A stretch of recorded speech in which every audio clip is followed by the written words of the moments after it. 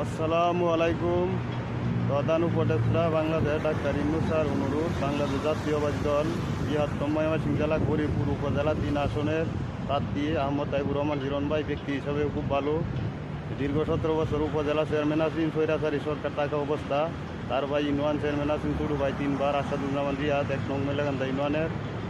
এরা হামলা মামলা নির্যাতিত হয়েছে বৃহত্তম ময়মনসিংহ জেলার মধ্যে 3 আসনে।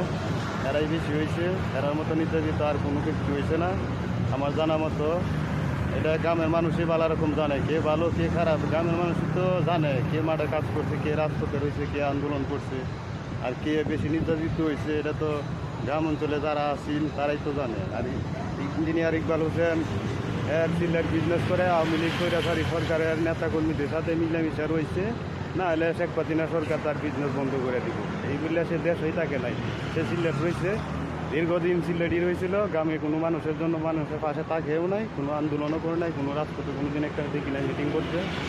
আজকে ইঞ্জিনিয়ার প্রতীক পাইছে বলে যে লম্বা লম্বা গপ করে ইঞ্জিনিয়ার নেতাকর্মীরা যে এই স্বতন্ত্র যারা নির্বাচন করে এরা হয়েছেন, এরা একটু বুঝিয়ে না, এইগুলা বাটপারি আলাপ বদ্ধ করে আনি। গত